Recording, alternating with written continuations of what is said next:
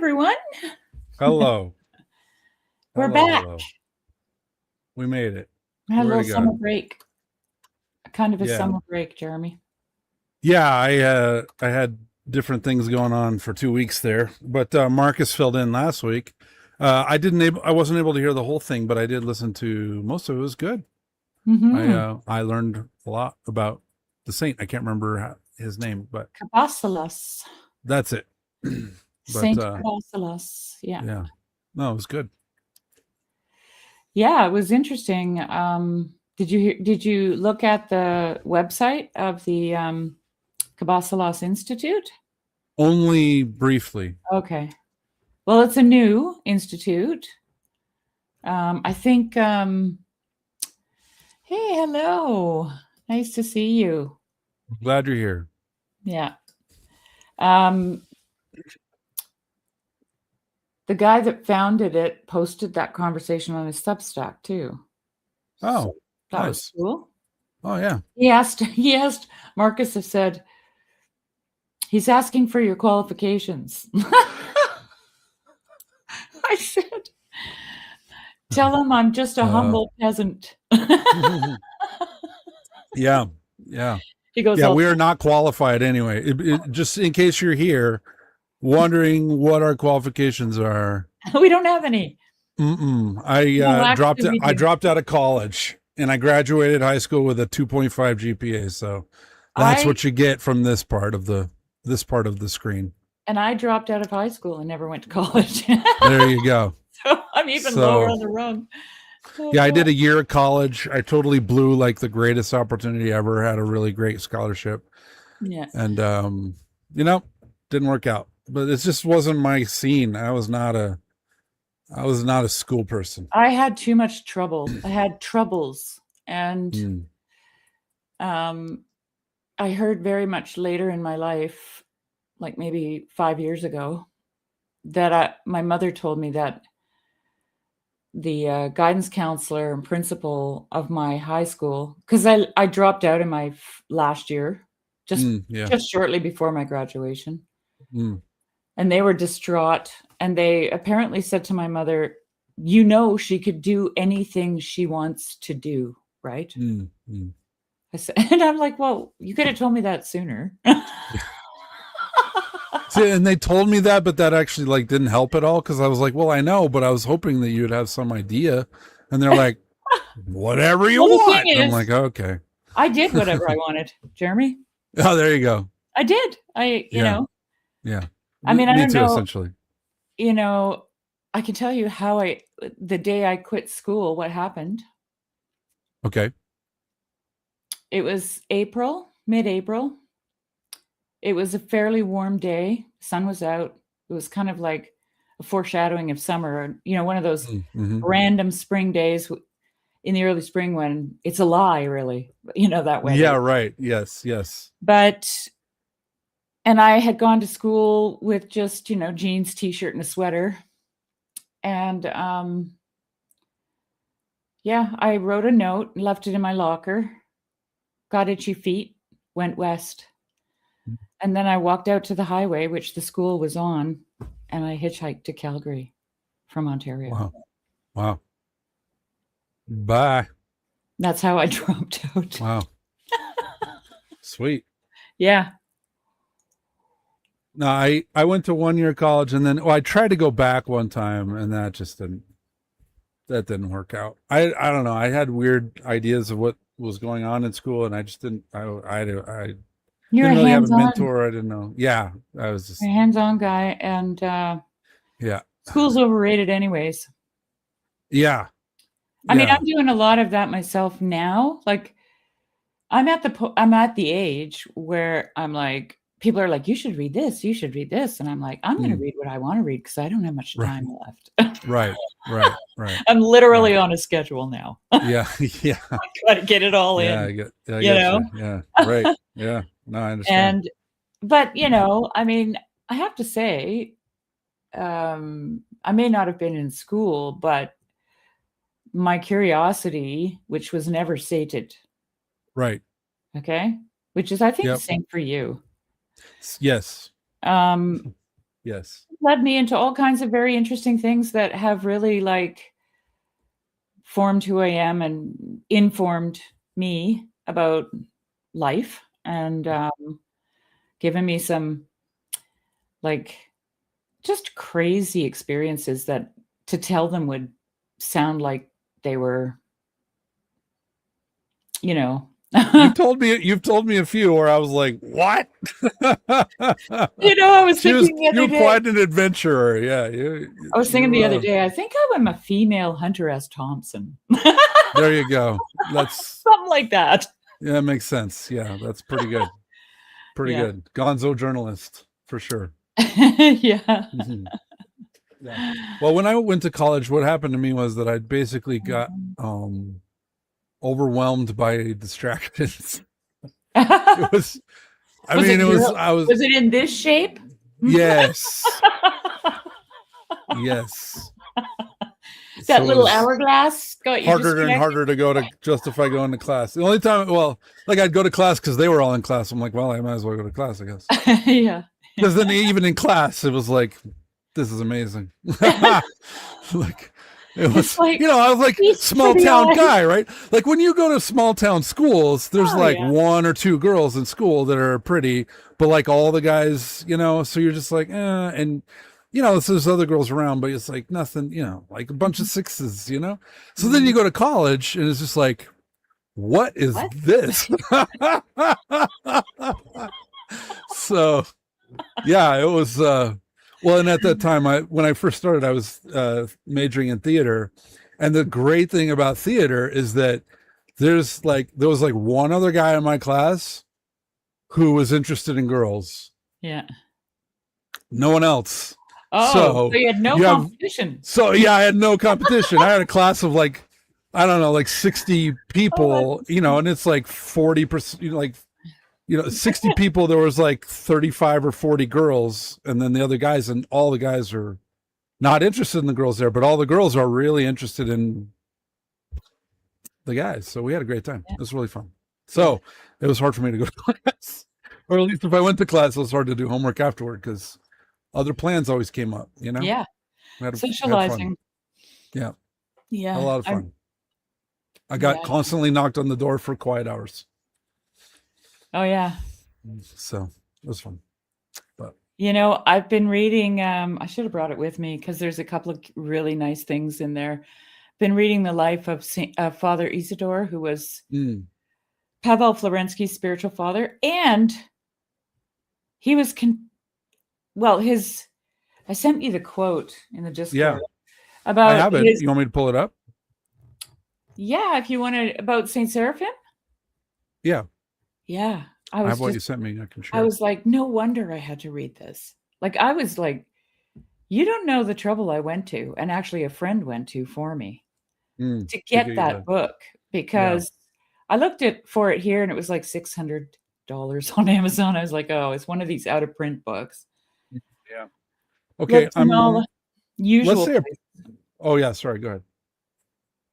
I Sorry. was just gonna say about getting the book. I looked in all the Mm, usual places, and then I contacted someone I know from the corner who's in Australia, and I asked him if he could just randomly look, and he mm, found one in an Orthodox bookstore crazy. for Wow. 20 bucks. So, and then he gifted it to me, which was just amazing. And I waited patiently. He sent it once, it came back to him. Oh. Like, it was this journey, and I'm like, I've got to read this Life of Saint Father Isidore. Anyway, you want to pray? Yeah, I would like to say a prayer before we get started. Sure. Illumine our hearts, O Master. Illumine our hearts, O Master, who lovest mankind with the pure light of thy divine knowledge. Open the eyes of our mind to the understanding of thy gospel teachings. Implant also in us the fear of thy blessed commandments, that trampling down all carnal desires, we may enter upon a spiritual manner of living, both thinking and doing such things as are well pleasing unto thee. For thou art the illumination of our souls and bodies, O Christ our God, and unto thee we ascribe glory together with thy Father, who is from everlasting, and thine all holy good and life-creating Spirit, now and ever, and unto ages of ages. Amen. Amen. Okay, now let me share this.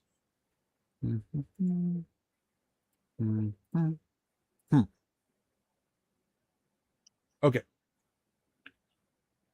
the most instructive chapter, since it teaches the reader Father Isidore's grace-giving prayer to Jesus, which gives not a small amount of spiritual comfort to each person who begins to read it with understanding. I got to move this to a different screen. There we go. No matter who came to visit Father Isidore, Father would teach each one to recite a prayer to Jesus which he had composed, or rather which was revealed to him from on high. Father himself would continually use it. The elder attributed much importance to this prayer, which the attentive reader will read a bit further on, in the struggle with one's own thoughts, and he believed it to be filled with abundant power. One might suspect that he himself had learned it during a vision. Father, however, would not elaborate on the origin of the prayer, although with much insistence he would advise everyone to recite it. This prayer of the 5 wounds of the Savior and the weapon in the soul of his Virgin Mother most of all helps in meeting such needs as the consolation of the soul, the curbing of one's short temper, malice and anger, and the chasing away of lustful thoughts and passionate dreaming. That is what the elder would say, and as proof he would sometimes refer to how this prayer once shook off the evil spirits which had prevailed over a woman. The elder would recite this prayer, turning his face towards the icon triptych. He would pronounce, by the way, a triptych is three icon. It's like 3 saints, or 3, like it's usually Christ, Theotokos, and another saint, usually Saint Nicholas. Anyway, the elder would recite this prayer, turning his face toward the icon triptych. He would pronounce the first part very slowly, as if with a certain kind of expectation, while looking at the Holy Crucifix. During the reading of the second part, he would contemplate the icon of the Virgin Mother, while reading rapidly, with animation and joyful expectation. Once he would say this short prayer, the elder's outer appearance would be transformed. It was as if some kind of light would shine forth from his eyes, and all of him would light up with a festive kind of joy, the kind which you can only come to know from the Song of Songs, or from the marriage of the Lamb of God, in the revelation of St. John the theologian. The grace-giving effect of the prayer was first of all evident in the person himself. He knew this. That's why he would so very often ask others to receive a treatment with this remedy. Cross yourself consciously like this, and temptation will pass, he told his visitor when the visitor accompanied him. When his visitor complained to him about temptations, sadness, or affliction. At this time the elder crossed himself and recited the Jesus prayer. If you ever have a need, then say this, then follows the prayer, and turn to the Mother of God. She is purity itself. She loves purity and will help you. With such and similar words, Elder Isidore convinced others to pray the prayer of the 5 wounds of our Lord Jesus Christ and the weapon in the heart of his most pure mother, the Virgin Mary. But while the elder was alive, for one reason or another, his prayer was poorly learned by both Skeet brothers and laymen alike. This was something surprising. It wouldn't seem to stick in anyone's mind, even though it was quite simple and short. Certain brothers rather improperly read as if they were some kind of uneducated simpletons when they recited the prayer. Therefore, the elder taught the prayer to every educated person he would meet. He composed the prayer himself, said one of the brothers. He would drop by so-and-so's place. I was amazed at his boldness. Wherever we were visiting together, he would always seem to bring out his prayer and notebooks, i.e., the leaflets which were already mentioned earlier. Whoops. Okay. It's the next one down, I think. Yeah, there you go. This one. Can you still see it? Yeah. Okay. That is how it was while the spirit-bearing elder was still alive. But just when he left this world, many who suddenly remembered that they didn't know the prayer of the 5 wounds began writing it down for their own use in prayer, and others learned it by heart. Many were witness to the great and abundant force of Father Isidore's prayer, especially with regard to impure thoughts and idle daydreaming. The prayer of the 5 wounds of our Savior is so powerful, said one of the brothers of the Hermitage, from his own personal experience, that demons haven't the slightest chance against it. So here you are, gracious reader. So here for you, gracious reader, is this last earthly gift from our aged elder, Father Isidore. Read it then for the health of the body and soul, and teach it to those dear to you for the sake of the memory of the elder, through whose prayers the Lord will have mercy upon you. Should I read it? Yes, please. It's so Oh, okay. beautiful. Prayer of the Five Wounds of the Savior, which Elder Isidore taught his spiritual children to pray. Where does it hurt? Placing the hand on the forehead, say, Lord, thou who art crowned with thorns upon thy head, to blood and marrow for the sake of my sins. Lowering the hand to the right foot, say, Jesus, whose right foot was pierced with an iron nail for the sake of my sins. Placing the hand on the left foot, say, Christ, whose left foot was pierced with an iron nail for the sake of my sins. Raising the hand to the right shoulder, say, Son, whose right hand was pierced with an iron nail for the sake of my sins. Transferring the hand to the left shoulder, say, Of God, whose left hand was pierced for the sake of my sins, and whose side was punctured by a spear, from whose side flowed blood and water for the redemption and salvation of our souls. Through the Mother of God, grant me understanding. Turning one's face toward the icon of the Mother of God, say, And through thee, thyself, through thy soul, the weapon pierced, so that from many hearts will be revealed a spring of the repentant, thankful and heartfelt tears of all mankind. Yeah, and the whole thing is an acronym of the beginning of the Jesus prayer. Lord Jesus Christ, Son of God. Yep, I see that. Yeah. That's beautiful. But what I wanted to mention too was that there was a crowd around Saint Seraphim, and Father Isidore's mother was pregnant with him, and Saint Seraphim called her out of the crowd, and then he bowed right. It says in the text, right to the ground, right down to the ground, and told her, humbled himself before her because from her would be born a great ascetic. Wow. And his name would be Isidore. And he was born and named John.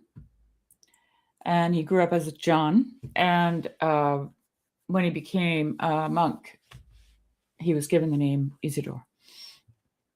So, and Father Isidore kept in touch with the disciples of Saint Seraphim of Sarov. So they're just overlapping. And apparently the Metropolitan in Moscow at his funeral said, this is one of the last.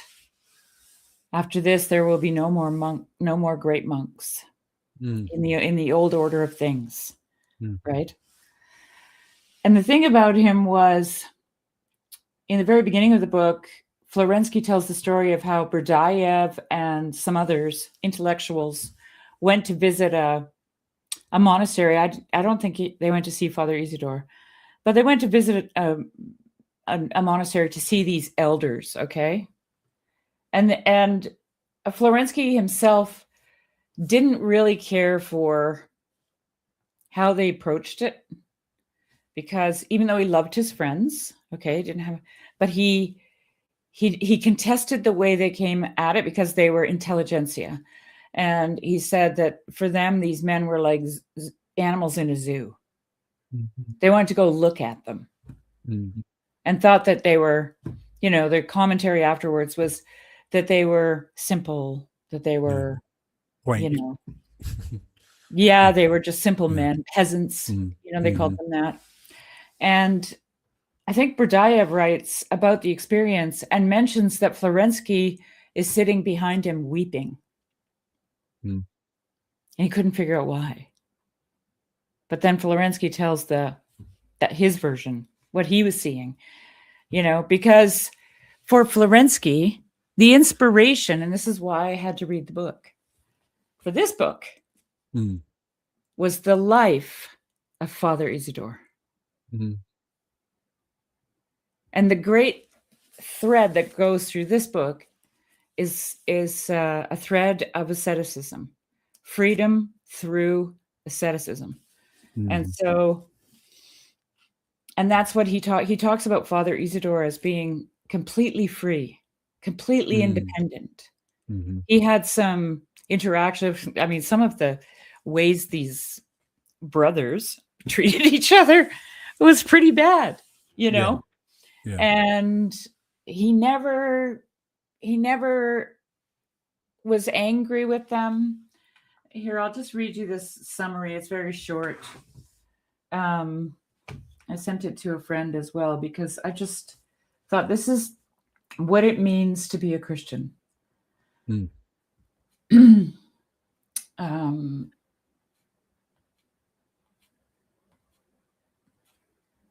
sorry. That's right. There we go. I'll give you two little quotes from the book. Father Isidore's right arm had been a bit injured since his youth, and as such he wasn't able to reach his left shoulder.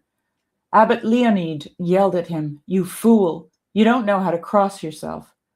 Father Isidore clearly and calmly looked the archimandrite straight in the eye and, without any challenge in his voice, simply said, "I am not afraid of you." The archimandrite was beside himself with anger and began swearing, but Father Isidore again declared, "I am not afraid of you." And then Florensky says this, remaining above the world, Father could always enter the world without incurring any harm. He didn't despise the world. He didn't disdain the world, nor did he have any fear of it. He simply carried at all times the strength within himself which allowed him to remain above the world and to accept it into his consciousness as something pure.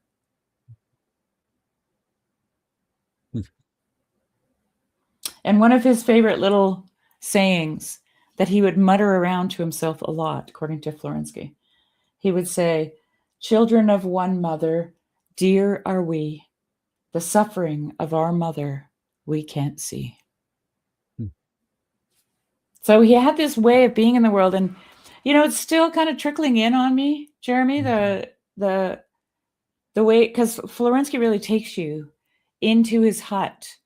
You kind of know the feeling. You can almost smell the smells, and into his garden, and the way he had friendships with people who were downright evil. Like, they took advantage of him. They tried to kill him. They did things to him, right? And he never, like the one guy who attacked him with a knife didn't harm him, but waved a knife around, said, "I'm going to kill you, give me everything you have." And he was a seminarian. It went to court. And when they asked for Father Isidore's testimony, they said, "Was he going to kill you?" And Father Isidore said, No, he wasn't. Because he was clairvoyant. He knew, right? Yeah. And they're like, "Yeah, but he was saying it." He goes, saying something and doing something are two different things. He wasn't going to kill me. And so they tossed the charges. Wow. It's just an amazing little journey. If you want to be in an old Russian monastery with an old Russian elder, it's a great book. I mean, it's the same group of people who did the Optina Elders printing. Yeah. Which you can still get. And I bet you their stories are very much similar, Yeah. It also reminds me of The Idiot by Dostoevsky. The same thing. The main character was just so pure that everyone thought he was exactly what Father Isidore was like.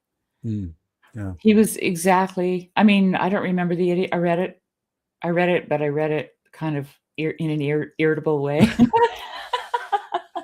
Yeah. But yeah, definitely that. And I mean, just thinking about Saint Justin Popovich, who we talked about not too long ago. His dissertation was on Dostoevsky, and Dostoevsky's, like, I can't remember the title of it, but something to do with the how Dostoevsky saw Christianity, and I would say he saw it like those old elders. He saw it in that same way, Yeah. Something to strive for, in my opinion. That's all I can say. Okay? Yeah. Something to work towards. Yeah, that's kind of what started this project, right? Was this aspiration to at least begin to be exposed to the lives of the saints. And now you've found the special strain of the saint that you really enjoy learning about, like the Russian saints, uh, and yeah, I continue. This continues to be fruitful ground for me, and worth the effort and the consistency of just Yeah. paying attention to the saints of the calendar, and reading their lives. And I find myself in situations that are all of a sudden familiar, after having read of a similar situation in the life of a saint recently, for whatever, this or that, and you're just like, oh, wait, I kind of know what to do here. And it's not what it would have come naturally. Yeah. you know Yeah, totally. Like, it feels to me like I was listening to Father Paul yesterday, I think it was, and he did a thing on saints, and he mentioned at the end, read the lives of the saints. And, I'm just vigorously going, yeah. Yeah. And he goes, but especially the modern saints. Yeah. And I kind of ruminated on that, I mean, it's obvious that we can relate easier to them. But I think not only that, but the world tipped over. And I would think it happened in the lifetime of Saint Seraphim of Sarov. Mm-hmm. In that period of time, right? From the mid 1700s till the mid 1800s, we just kind of fell into modernity in a hard way. Like, right. I mean, for the Russians, they were dealing with the revolution and communism and all the atrocities, Yeah. Right. And I mean, as a Christian, you would have thought it was the end of the world, because it was for Christianity. Yes. Right. And so I find what I'm loving about reading these Russians, I'm reading S.L. Frank now on the recommendation of Marcus, is that they're looking at what we're swimming in. Mm-hmm. From they're seeing it like a tsunami coming in, and they're describing it from their philosophical and religious perspective. Mm-hmm. Which is, I think, I talked about this with Seeking Genuine. It's that third person hovering over the thing and saying, here's what's wrong with it. It's why Florensky says all heresy is a move towards rationalism. And he nails it. Mm-hmm. Okay? Yeah. He nails it. And it's because he's looking at this tsunami of atheism and rationalism, okay, coming in and just wiping out his country, completely wiping it out. And, we're floating in the debris of that. We are. Right. Right. So they're not just close to our modern times, had cars, Right. No, they had this super rational oversight on what was going on. And they were a voice, like Romanian saints, right? Yeah. All those guys, all Eastern Europe, all the ones that got covered with that tsunami. And I just think we need to pay attention to them, Jeremy. Yes. We do. Yeah. Yeah. Yeah. Sorry for the preach. No, I love it. And what I was going to do, it reminded me,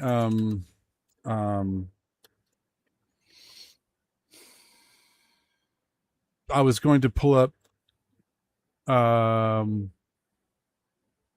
was a video about, there was a documentary, I don't know if I can find it under the gun.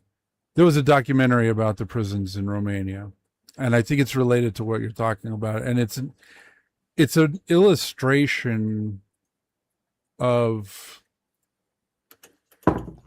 it's like a manifestation of this ideology that takes over people and then just reveals like the deepest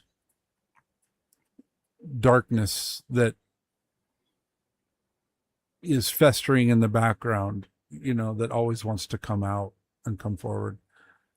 I can't find the exact one I was looking for, but this one I've seen and is also very good. So I'm going to share. Whoops. I'm going to share a link to it in the chat. I don't want to play it because I don't want to get any copyright issues, but this was a documentary. If you're interested about the prison experiments, because this is related to that same spirit. I mean, it's the spirit of communism. Well, they were. I was. Oh, go ahead. Pitești prison was where they made experiments, which is what? It's the Enlightenment, man. Right. Okay. And they were trying to completely break down their humanity and turn them into animals and then rebuild them as the ideal socialist man. That was the express intent at that prison. And what they found was that not everyone could be broken, and they couldn't figure it out. So they just kept trying more and more horrible things. Right. And why did they keep running experiments? Because they were scientists. Yes. Materialists, rationalists, and none of behavioralists. None of that actually works in a spiritual world. And that we don't live in a material, rational world. We live in a super rational, spiritual world. Right. We just do. And we have to stop telling ourselves that we don't. Right? Like we really do have to stop telling ourselves that what we see in touch and, is all there is, right? Well, and this is as old as Adam and Eve.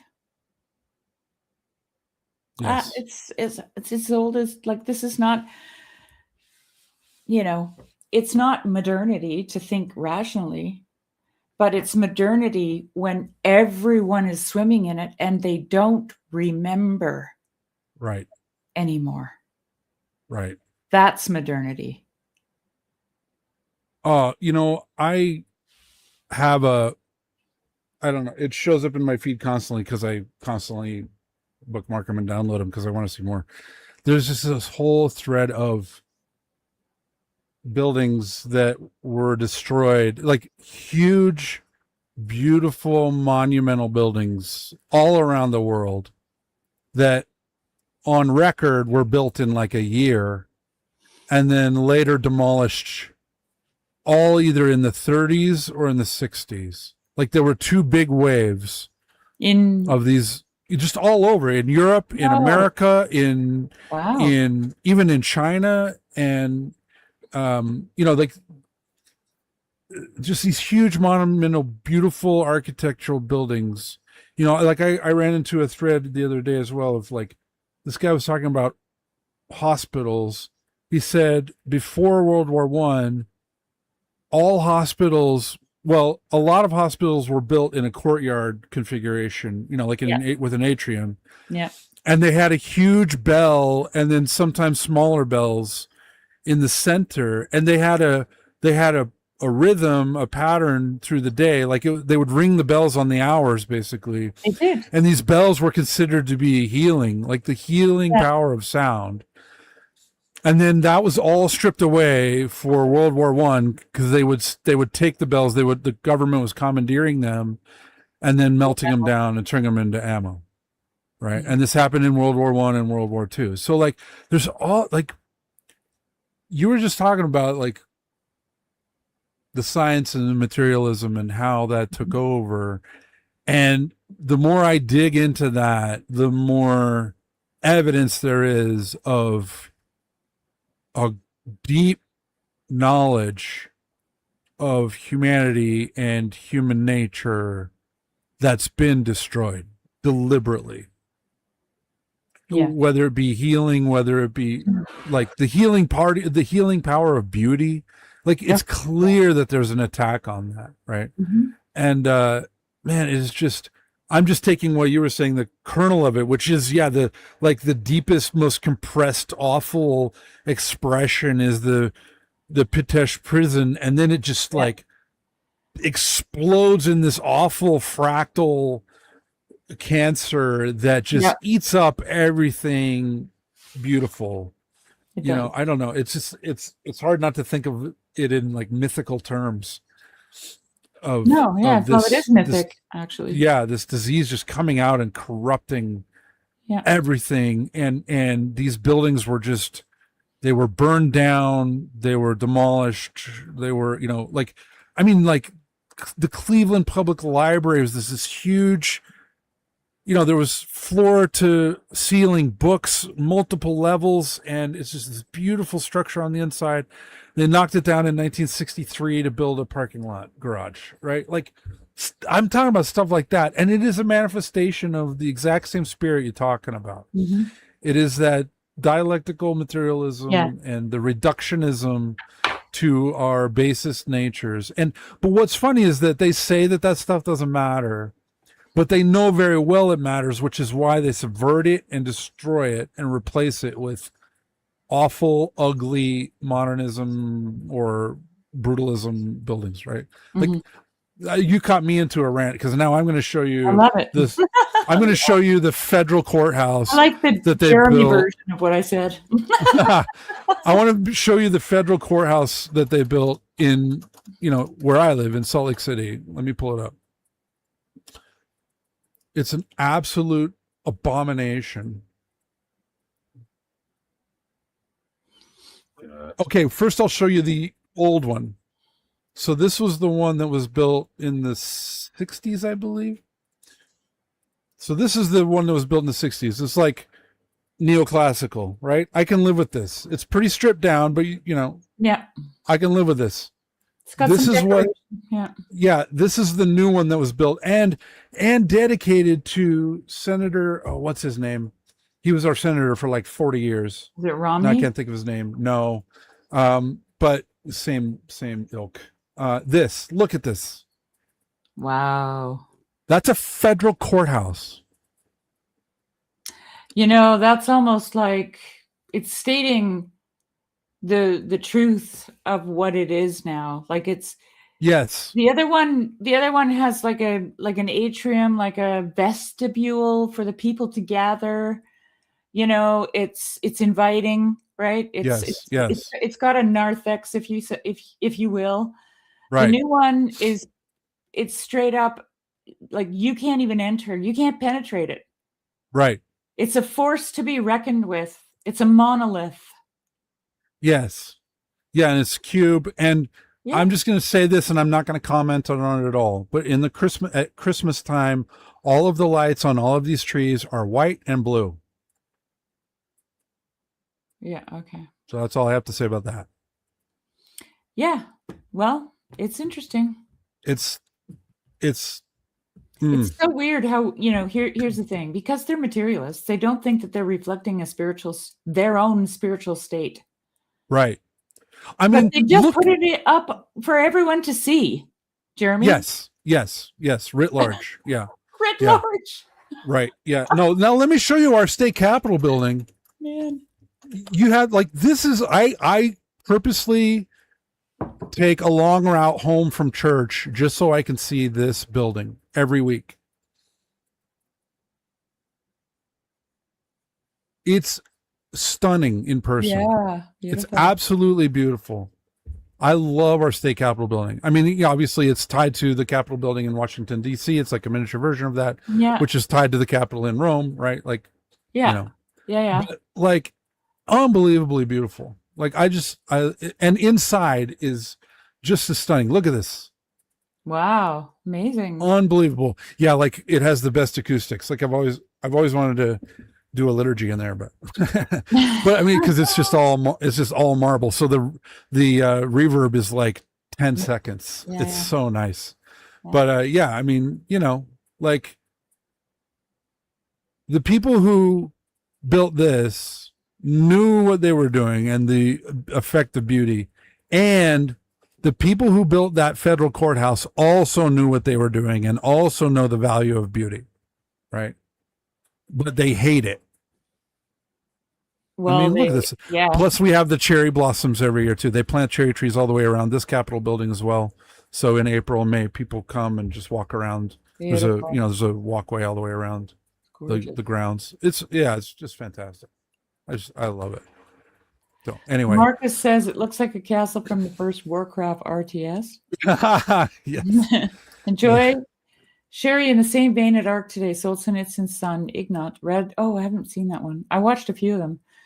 Read from a lecture of his father's. Ignat refers to the Enlightenment as the main culprit in, Yes. Read William Blake, that was his whole thing. The Satanic Mills, Yeah. And actually, Marcus and I talked about it briefly. Like, I don't know much about the Enlightenment, and I don't know much about enclosure. But what I know is that they both look the same to me. And then Marcus informed me that they're often paired. Enclosure? What do you mean? It was when in England, when they took away the common lands from the peasants. That's why my ancestors are in America. There you go. That's why they came. My ancestors were sheep herders in Leeds for generations. I mean, 15 generations that I can trace back, because that's just as far back as the records go. And then when they passed that, my family was left bereft and destitute. And it was like, the Mormons came along and said, we're building Zion. Why don't you come? And they were like, I'm out of here. Let's do it.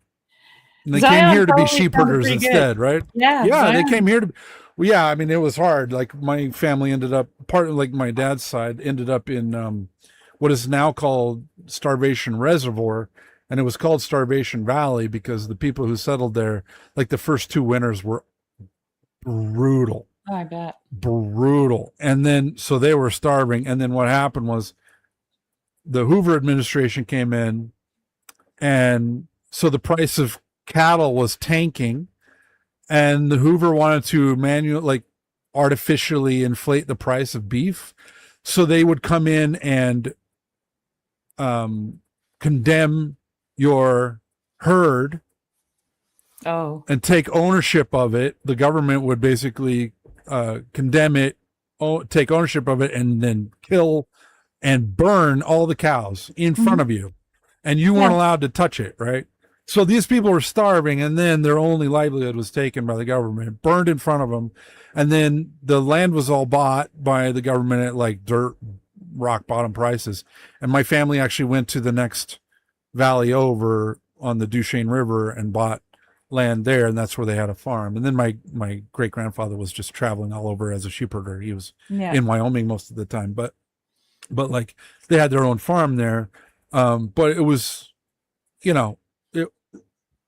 was rough. It was, so yeah, they came and they barely survived and eked out an existence. But what did they had nothing. They had no choice. They were taken off their land in England and came here. Well, just so you know, we're being enclosed again. If you feel like you're being herded around, you are. Right. Okay. Right. Just that simple. Like we're not that stupid. Like we actually we sense these things. Like, the other day my sheep were all out. I had the gate open and they were just all up in the homestead area. And when I go up there with no agenda, they're like, yay, can we walk with you? La, la, la. Yeah. Everything's fun. And then I was just trying some things out on them. So then you were experimenting on your sheep? On my sheep, sure. Yeah, because I think about these things. And for that reason, I experiment on them. And I'm telling you, I looked at them like this and they all went, and they all ran and flocked back into their pen, which was handy because I wanted to close them in. But I didn't need a dog. I just needed a look. Yep. And we went from absolute like gaiety and, laughing and walking together to, I didn't say anything. I didn't clap my hands and raise them. I just had another agenda. Yep. And they felt it. Yep. Okay. So trust your gut, my friends. Trust your gut. That's all I can say. Don't be afraid.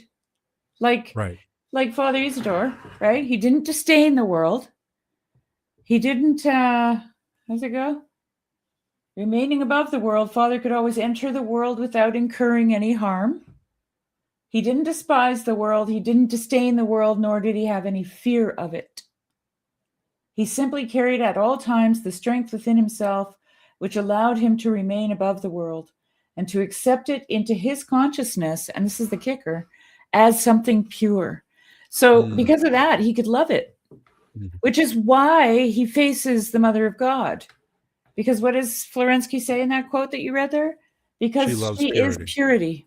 Yeah. She loves purity. Okay. Yeah. She is purity. Yeah. And so, yeah, lots to think about. Anyway, we should get to our saint. We do have Saint Alban, Protomartyr of Britain. I picked him specifically because we love drawing attention to the British saints. They don't get a lot of attention with all of our Greek and Russian friends, so we have to. we try to bring light on their stories when they come along in the calendar. So technically, my normal rule is we are always looking forward because that's the Orthodox rule, but special exception for Saint Alban, whose name day was yesterday. My dad's birthday. My dad had his 84th birthday yesterday. Oh, wow. Many years. That's everything after 80 is travail. So. Saint Alban, or Albanus, the protomartyr of Britain, was a Roman citizen who lived at Verulamium, modern St. Albans, a few miles northwest of London, during a time of persecution. Nothing is known about his family or his occupation. The chief magistrate of the city had orders to arrest all Christian clergy. One of them, a priest named Amphibalus, fled to Alban's home in order to hide from the soldiers who wished to kill him. Alban was impressed by the priest's constant prayer and vigil, and so he questioned Amphibalus about his beliefs. As a result, Alban came to believe in Christ and asked to be baptized. Eventually, Amphibalus was forced to move on, and Alban changed clothes with him so that he could get away. The soldiers heard there was a priest hiding in Alban's house, so they came to search it. Seeing Alban dressed in the priest's clothes, they arrested him and brought him before the judge. We could call that a pious ruse. The magistrate was offering sacrifice to idols when St. Alban appeared before him. After questioning him, he discovered how Alban and the priest had switched clothes. Furious because Alban had allowed a fugitive to escape, the magistrate threatened him with death unless he returned to paganism and revealed where Amphibalus had gone. St. Alban replied, "I am also a Christian, and I worship the true God," which is basically like Father Isidore saying, "I'm not afraid of you." Yeah. Right? With no these same patterns. Yeah. No challenge in his voice either. Right. Yeah. No challenge. Just a straight up, no fear. Yeah. You know. After having the saint beaten and tortured, the magistrate threatened him with execution. St. Alban rejoiced and glorified God. The magistrate ordered the soldiers to take St. Alban to the Holmhurst Hill to be beheaded. When they came to the River Vere, they saw that the bridge was crowded with people who had come to witness Alban's martyrdom. Since they could not proceed because of the multitude of people, St. Alban prayed and made the sign of the cross over the river. At once the waters parted so that they were able to cross over to the other side. The executioner was so astonished by the miracle that he threw down his sword and refused to behead the saint. He was arrested, and another man was found to behead them both. There is a tradition that St. Alban became thirsty while climbing the hill and asked for water. A small spring gushed forth near the top of the hill, and he was able to drink from it. Pilgrims used to come and drink from St. Alban's well, but it is now dry. The date of St. Alban's martyrdom is uncertain, but it is believed that it took place during the reign of Decius, circa 251, or Valerian, circa 257. Early. The 18th century Turin manuscript, which may be based on a 5th century source, suggests that St. Alban may have been executed as early as 209, when the Emperor Septimus Severus and his 2 sons were in Britain. The name of the executioner who was converted has not been preserved. The priest Amphibalus was ultimately caught and put to death at a place called Redbourne, 4 miles from Verulamium. When people began to cry out against the magistrate, he put an end to the persecution. In later years, a cathedral was built on the site of the martyrdom, and the relics of St. Alban, the priest Amphibolus, and perhaps even the executioner were enshrined within. St. Bede tells us that miracles frequently took place at St. Alban's tomb. When the Danes invaded England in 860, the relics were removed for safekeeping, then later returned. A new chapel and shrine were built for the relics in the early 14th century. 200 years later, during the dissolution of the monasteries under Henry VIII, the marble shrine was destroyed. Much later, the fragments of the shrine were reassembled on its former site. What happened to the relics is uncertain, but it is probable that they were either destroyed or buried in an unmarked spot. Although St. Alban is sometimes depicted in military garb, there is no evidence that he was a soldier. After all, he was living in a private home when he was arrested, and not in a barracks. There is a medieval painting in the south aisle beside the choir in the abbey, which depicts St. Alban with red hair. A medieval seal, now in the Durham Cathedral Chapter Library, shows him with a thick beard. He is stocky, with a high, round, and balding forehead, and a cloak covers his left side and right shoulder. Awesome. He's very early, eh? Yeah. He looks like Christ, doesn't he? Yes. That's always interesting. Yeah. Wow. And when a saint is holding a cross, that means they're a martyr. Oh, I see. Okay. Didn't know that. When you see that in an icon, that means they're a martyr. Yeah. So, yeah, St. Alban, the protomartyr of Britain. So, yeah, he's the earliest one we have record of. I kind of love it. I've been so tired of, I don't know what they're trying to fatigue us with the YouTube algorithm, because they don't serve up anything interesting anymore. It's just rage bait, clickbait, and it's all the AI thumbnails, and it's just awful. Yeah, and I just keep going not interested. So my algorithm, when I open it, it's only this big. Yeah, like, scroll. Oh, that's the end. Okay, well, I'm going to do something else. And I've been listening to the Rest is History podcast. Oh, okay. With what's his name? The guy that wrote Dominion. Tom Holland and Dominic. I can't remember the other guy's name. You know, it's kind of like old timey radio without the sound effects and you know, like it's not a play, it's storytelling, right? And they don't really put in a lot of visuals, really quick, short, maybe like a photo or a painting of you know, someone they're talking about. But I've been listening to I finished it yesterday, the 1066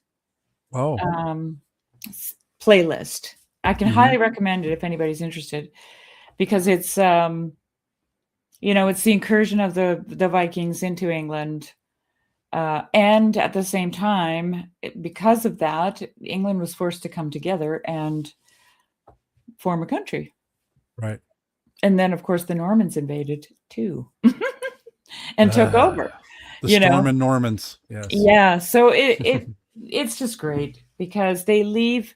You know, they'll say, well, a lot of the information they're getting is from the sagas or from the Anglo-Saxon chronicles, and sometimes because one's an Icelandic or you know, Nordic telling of the version of the story, one's an Anglo-Saxon telling, so they, you know, they don't match up necessarily, right? And so just because those kind of things weren't as important to ancient historians. Well, like I mean, you've got sure all the numbers Anglo-Saxon's perspective, and then you've got the Vikings' perspective, and that's the two tellings, right? Yeah. But he likes to err on the side of mythic. So he leaves in the mythic, you know? And it's just, I thought those two are very entertaining, and they have been doing that podcast long enough now that they have lots of playlists of different eras of history. They're super interesting. I just posted a link to it in the chat. Mm-hmm. That's the actual playlist you mentioned. That's the 1066 playlist. Yeah. So. Yeah. Sounds before good. that, I watched the whole Viking series over again, which is kind of I mean, they're dramatizing history, but Mm-hmm. they kind of roll with it. They Yeah. mix a few characters in together that don't belong together. Mm-hmm. But yeah, and then I just rolled right into 1066. Did I you was on a see this Viking kick, the Last Kingdom series? and I watched that one before Vikings. Oh, okay, there you go. It's pretty great. Well, I've had several months of being, Oh yeah, keeping myself yes. company here. Did the sink ever get No, declogged? I Oh tried my it goodness. again on Oh my goodness. Saturday Oh to my no goodness. avail. I did Oh, get, can you see my blister? See my blister? let's see. Oh yeah. Ow. I got that from holding the top of a plunger Oh, and trying plunging to, on it. Yeah. I was holding a plunger in one drain so it didn't spray all over the place, and Yeah. then plunging. And I'm not a man, right? I don't have that like biceps and upper body strength. So after a Right. while, I was just rubbing the skin right off my hand. Didn't get anywhere. I said, "Thank you, Lord. You're teaching me so much. Patience, long suffering, joy, Yeah. Yeah. gratitude. Glory to Here God. we go. Let's get at her. Let's get back to the Yeah. bowl in the sink." So since we're talking about historical series or documentaries or whatever, I Yeah, have to share this one. cool. So it's on Amazon Prime. Oh, Um, I think you have to buy it. I don't think it's just is available it if you an have a Prime old one account. or a new one? So it was in 2016. So it's Oh, 10 years old, but it was made by a Russian production company. So it's Orthodox. So like um, when the prince comes out, when he wakes up in the morning, he comes and he like crosses himself in front of the yeah. icons before he goes into the bathroom, right? Like like prayer is part of it. And I mean, so it's it's faithful to the historical record. And so Sophia, you can't see her, she's kind of faded out in here, but she's basically, well, the last Byzantium princess. She's from Constantinople. She was the niece of the emperor. And so when Constantinople fell, they were taken to Rome and raised there. And then she was offered as a bride to Yeah. Caesar Ivan the third because, or to Czar, not Caesar, sorry, Czar Ivan the third. And because she was, when she came to Rome, she was rebaptized as a Uniate, which is basically we would call them the Eastern Catholics now. Yep. And the Pope wanted to bring Russia in under the umbrella Right. of the Uniates. And so he offered her as a bride with the intention or the hope that she would convert him to being a Uniate and therefore converting the kingdom. And instead, the very first thing he said is, if you're going to be my wife, you have to convert to Orthodoxy. And she just like instantly was like, yes. And Yeah. so she converted back to Orthodoxy and was rebaptized. And then basically under her influence, she taught him what it meant to be royalty as opposed to like the warring bands, which is kind of what they had been up to that point. She like helped unify the Russian Empire, and they actually defeated the Kublai Khan and stopped having to pay tribute to Kublai Khan. Well, and you so that do all know. happened. And it's a great series. It's really fun. Yeah, it looks amazing. I'm going to watch it. Yeah, it's very good. Sophia is what it's called. In case you're just listening, it's Sophia. It's on Amazon Prime, and highly recommend it. So, what's interesting about the Vikings is it's really questionable. First of all, how French were the Normans, because that was actually land given to Rollo, who was a Viking from Norway, and it was settled by Vikings. They became French speaking, or but Normandy was a Viking settlement essentially, and the King of France gave him that, made him Rollo made himself a duke because he wanted to have more than he was given. But he became the Duke of Normandy, and he was guarding the coastline of France against Vikings. Okay? And then the Rus, Estonia, Lithuania, those countries all in there, they were all Viking trading settlements. Mm-hmm. That's why I went on the Viking kick, because it is so fascinating to me how far and wide these people went. Well, and it's also, Incredible. that's also like, there was a slave trade. Yeah. That was all in those countries, in the Vikings. The Muslims would go up and raid and take them for slaves and then sell them. The Vikings were selling slaves too. Like everybody was exactly. selling That's what slaves. I mean. Yeah, right. Yeah. And the emperor. That's where Slav comes from. People, Slav. It's like, the emperor of Constantinople had what was called the Varangian Guard, and they were Vikings. Mm-hmm. It's crazy. Yeah. Well, there were Celtics in Turkey, like not in Anatolia, not Turkey. It wasn't Turkey at the time, but there were Celts. There was a Celtic colony in Anatolia. Well, like early. Yeah. So there was he's featured in the Vikings Valhalla series, which they didn't go too far with. But they didn't really play him up the way they should have, in my opinion. But in that 1066 series, there's a few episodes on Harold Hardrada, who was apparently supposed to inherit the Kingdom of Norway, but a lot of murdering and reinstalling people. Intrigue. And he didn't have any money. So he went to the Kievan Rus because I think the guy's name was Varislav or something. It was his, cousin. Okay. Because they were Vikings. He wanted to marry this man's daughter so that he could marry into political, strength and influence. Of course, this girl was like 9 years old. So his cousin said, well, if you can get yourself some wealth, then I'll save my daughter for you. So he went to Constantinople. Hardrada did. He spent 10 years in Constantinople as the head of the Varangian Guard. Wow. Like, just imagine. This is what somebody said in the comments. The amazing thing about the Vikings is how they could assimilate. Right. They could just assimilate. And then, of course, he learned how to, he fought in all kinds of Arab wars. He was protecting the emperor.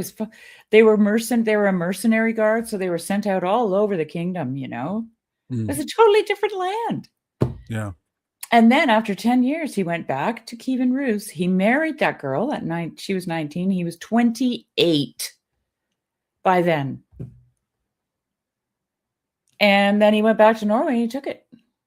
Wow. I mean, it's a very short and condensed version of his story. Yeah. But amazing. Harold Hardrada. You got to look the guy up. I will, for sure. He's legendary. Okay. Wow. Yeah. It's incredible. Well, that's why we can't learn about him anymore. Yeah. Oh, it's so unfortunate. We have heroes. That's another reason I love this show, Lives of the Saints, because it's like heroes. This is the quiet little rebellion against mediocrity and ugliness nice. and smallness and just the common and the average, right? Like it's we need something to aspire to. We need aspirations, and we need aspirational figures in our lives. So much, like Father Stephen DeYoung pointed this out one time, and I've once you see it, you can't unsee it. Where he basically said, when comics first came out, DC was like much larger than Marvel, way more popular, way more, because DC had all of the aspirational characters. And then as Marvel was growing, Marvel really focused on relatable characters. But our whole culture has changed. And he said in the 90s, late 90s, early 2000s, it switched. And the culture wanted relatable characters. And they didn't want aspirational characters anymore because it made them feel bad. And so Marvel then took all over. And now Marvel is 10 times bigger than DC, if not more. And they're Just telling you what because, you need to aspire to too, which is really not helpful. Instead of well, just giving you a model of something, like a hero, right? well, no, that's what I'm saying. They have relatable characters who are just normal guys, right? Like, Oh, I see what yeah. yeah, they're just the normal relatable characters instead of the aspirational Yeah. Yeah, that's Titanic right. heroes, right? Yeah. So, Yeah. and our whole culture has kind of moved in that direction. Like you see it in, commercials, right? Instead of beautiful people like when we were growing up, now Mhm. it's average people. It's crazy. Yeah. It's a big shift. It's a big cultural shift. And so our show is a little tiny little rejection of that. Well, Mm, it's a that rejection flattening. of the bourgeoisie. Yeah. The That's what it's egalitarianism, about. basically. Yeah. It is. So Yeah. let's elevate the little guy, Right. you know. So he thinks he's important, but the Yeah. bourgeoisie has never gone away. Yeah. Just saying. But yeah. No, that's interesting. What do you think, Jeremy? Like, I'm just thinking about the influence that Jordan Peterson had 7 years ago now. It's Mm, crazy, right? yeah. Um, especially Jordan Peterson, because he was like the first of his kind. After that followed John Vervaeke, Jonathan Pajot, people like that. Right. Not really associated with any kind of religion per se, just seeking. Well, actually, I think this is what I wanted to say. They kind of became heroes, didn't they? Yeah. I think Jordan was the first public intellectual to take the Bible seriously in probably 50 years and to speak respectfully about it in a way that was engaging and a way that, well, I mean, he hooked me when he said, in the very first lectures on the Bible, I don't know if you've never seen those. I I haven't have. watched all of them, to be honest with you, but I I did. watched the first few. I And I watched will them say, all. like, when he came out on the first one and he said, I am not interested in talking about the historicity of the Bible. I don't have any comment on that, and I don't think it matters to what I want to share with you. What I want to share is how the book of Genesis and the creation account especially aligns perfectly and clearly with the best current understanding of human consciousness. Yeah. And I was just like, what? Like that blew my whole paradigm open because I had But you never were a heard anyone. materialist before that. Yes, I was. Yeah, that's very true. Yeah. Yeah, So even when was I I. was religious I was a materialist. Yeah, me too. Pretty much. And I mean, I was struggling with it because there was something about it that just I kept saying, pardon my French, but I used to say, do you guys actually believe this shit? Because it doesn't seem like it. right, There was more right. to it than what you were laying down, you know? Right. I Yeah. Well, it was a Yeah. very superficial kind of nominal Yeah. literal understand, Moral, like literal, yeah, morality. moral, yeah. And it was like it was it's actually kind of disrespectful to the text itself Yeah. to take that view because it's a reductionist view of the Bible, honestly. It is. Right? Like, and to Jordan just opened that back up for me and that Mhm. inquiry, and it all of a sudden it gave people, because the atheist movement was kind of hitting it was dead already, Nosediving. and it gave people who consider themselves to be educated permission to reevaluate the Bible and therefore Christianity. And I agree with you. I think that Jordan has paid a very deep and terrible personal price Mhm. for taking for being willing to do that. And you know, Well, he he's stepped into obviously the still fray. personally struggling. He stepped into the fray, Jeremy. Right. Yeah. And Yeah. but I just dropped a link, if anybody, because I totally forgot, and I'm really sorry Oh if yeah. anybody wants to join us. We'd love to have you. But like what I was trying to get across was it feels to me like they became heroes in a way. Like they restored and revitalized people in the way that a hero does. Yes. It gives people something to live for, to get up Yes. for in the morning, to aspire to, like you were saying, right? Like to, Yes. yeah. And I kind of I stay away from the young men um description of the movement. Oh, it's just a lot of young men, you know. Yeah. I stay away from that actually because it feels too much like propaganda to me. Yeah. And I'm not young No, ish. I and mean, I'm not a I'm man either or right. young, Yeah.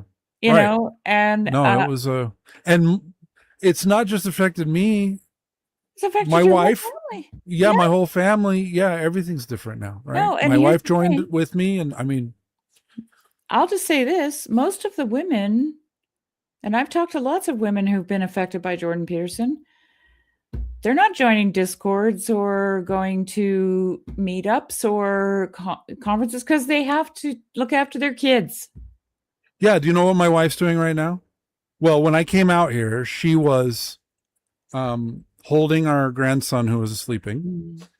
And, but the reason, so my stepdaughter came over with our grandson because my youngest daughter is struggling today. She had to say goodbye to her boyfriend who's going away for a while Mm. to boot camp. And so she was upset. So my sister my stepdaughter came over, her sister. And then, so my wife is taking care of the baby so the sisters can talk. Aw, And then when the baby wakes up, then they're all working on art projects together. They're working on scrapbooks and stuff, sure. right? So it's like, That's what women do. that's yeah, exactly. That's how my wife, that's how it's affected my wife, is that like my wife, like she made these two beautiful quilts for our goddaughters. We have twin Mhm. goddaughters. They just had their birthday like a week and a half ago, 2 weeks ago. She made these two beautiful quilts, Orthodox cross quilts that are, just like this beautiful Yeah, pattern. And like my wife, her whole life is a prayer now because she's constantly yeah, serving others and, like staying up late to make sure things get, the quilts get done at the last minute. And, at, and this is after she had to, like, she went and said goodbye to her grandmother who was on her deathbed. And oh, then like the very next day she gets back, she's like staying up late yeah. to finish the quilts. Right. Well, Like Jeremy, this is how it affects women's lives more than can men. you Right. read Men, it just affects my life differently. But can anyway, you read Proverbs 31 for me? Just do me the favor. sure. Yeah, of Because, course. I just keep coming back to this over and over again when it comes to, you'll read about the woman. There's a large description of because it's about her. But there is this that it does say something about the husband or the men. Her husband is known at the gates. Okay. Yeah. Yeah. So he's out in the world and he's doing wise counsel and right, he's having the debates. Right. He's doing the things. And yeah, He's this is how ortho it up with the bros. this is why you don't see very many women in public spaces. It's not because they can't get into them. Right. They're not interested, actually. Exactly. Yeah. No, my wife's just like, yeah, I would talk to you for an hour about this philosophy thing, but this and that, but like And I, somebody's got to do this and this and this and this. Like those things need to be done. Right. And I can't yeah, just ignore them so we can and I talk for an say, hour. It's just like, yeah, I she's say right. that as a woman who is in these spaces, Jeremy, Right. but I'm only at a place in my life now where I have the time to dedicate to it. Right. I could never Right. have done this before. Like, Right. So anyway. Right. Yeah. Proverbs 31. So I don't know which translation you wanted. I went NASB is Fine. pretty readable. Yeah. The words of King Lemuel, the oracle which his mother taught him. What, O my son, and what, O son of my womb, and what, O son of my vows? Do not give your strength to women, or your ways to that which destroys kings. It is not for kings, O Lemuel, it is not for kings to drink wine, or for rulers to desire strong drink, for they will drink and forget what is decreed, and pervert the rights of all the afflicted. Give strong drink to him who is perishing, and wine to him whose life is bitter. Let him drink and forget his poverty, and remember his trouble no more. Open your mouth for the mute, for the rights of all the unfortunate. Open your mouth, judge righteously, and defend the rights of the afflicted and needy. An excellent wife, who can find? For her worth is far above jewels. The heart of her husband trusts in her, and he will have no lack of gain. She does him good and not evil all the days of her life. She looks for wool and flax and works with her hands in delight. She is like merchant ships. She brings her food from afar. She rises also while it is still night and gives food to her household and portions to her maidens. She considers a field and buys it. From her earnings she plants a vineyard. She girds herself with strength and makes her arms strong. She senses that her gain is good. Her lamp does not go out at night. She stretches out her hands to the distaff, and her hands grasp the spindle. She extends her hand to the poor, and she stretches out her hands to the needy. She is not afraid of the snow for her household, for all her household are clothed with scarlet. She makes coverings for herself. Her clothing is fine linen and purple. Her husband is known in the gates when he sits among the orthobros of the land. She makes linen garments and sells them and supplies belts to the tradesmen. Strength and dignity are her clothing, and she smiles at the future. She opens her mouth in wisdom, and the teaching of kindness is on her tongue. She looks well to the ways of her household, and does not eat the bread of idleness. Her children rise up and bless her, her children also, and he praises her, saying, Many daughters have done nobly, but you excel them all. Charm is deceitful, and beauty is vain, but a woman who fears the Lord, she shall be praised. Give her the product of her hands, and let her works praise her in the gates. Yeah. I remember the first time I read that, I was like, she's like a CEO. Like, she's considering a vineyard and buying it. Right. She's portioning up food to all her maids. She's like, she's got her fingers in. She's looking for the wool and the linen. She's bringing the food in from afar. Yeah.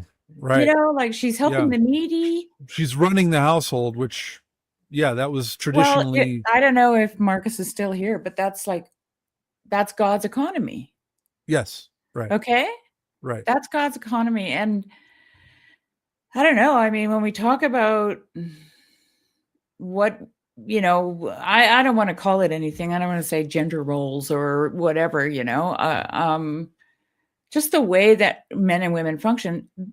That always comes to my mind. Proverbs 31. Where's the husband? Yeah. He's at the gates, counseling, listening, right, judging, probably doing things, right. And where's the wife? She's running the whole economy. Yes. And he trusts her. Yes. I mean, who else? He has to trust her. Like, that's his wife, right? Right. So anyway, it's just because I came from a denomination that actually diminished women to the point of having no real say, like in anything, not in the church. You couldn't say anything out loud. You couldn't sing out alone. You couldn't, well, actually you could sing. You could perform a song. You couldn't read scripture. You couldn't pray out loud, in the church at any given moment. And, what happens in those kinds of denominations is that the women become quite manipulative. Yes. Because they actually know what's best for certain things, given things, right? Yeah, right. And they're not allowed. They're not allowed to say, like, nobody turns to them and says, I'd like you to take this and do this with these things and have at her, Right. No, it all has to be administrated in this like patriarchal, Abraham, Isaac, Jacob. And I'm not a feminist, but it just naturally occurs in these denominations. And then all of a sudden the women are just like, the joke was that, maybe the pastor preaches the sermon, but it probably came from his wife. Right. Okay. Right. And then what, and then what do you have? You've got this, like, it's laughable. Yeah. Yeah. Anyway. It looks like you're wearing vestments. I keep getting that. No, it's just a cooling towel. I know. It is cooled down to 95 degrees in the place where I have my computer. Wow. Let me see what that is in Freemason units. So that's 35 here right now, or at least where I'm sitting. That's way too warm. Yeah, it's toasty. Well, this helps a lot. So this is like this special material that just holds water, and you just keep flipping it, and it evaporates. It helps. Yeah, it really does. It makes a difference. Cool. Yeah, it's like I'm barely sweating as a result. So it makes a big difference. Yeah. But you're also a native to the heat. Oh no, I'm not heat tolerant at all. I do not. Oh, really? I am a cold adapted person. A true Brit.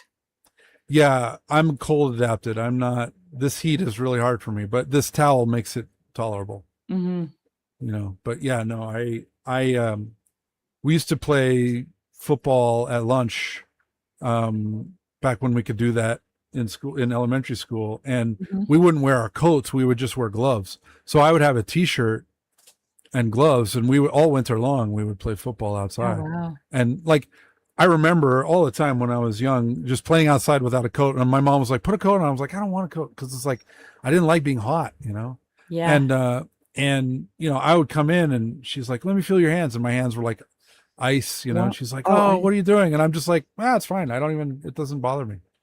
I've always been very cold adapted. Little Wim Hof. Yeah. Yeah.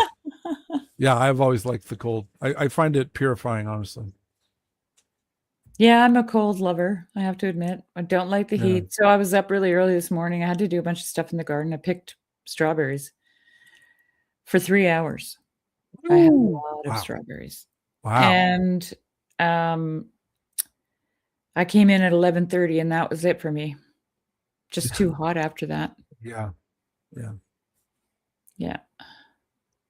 I wonder if I'm somehow related to St. Alban. I'm maybe blessed. I don't know.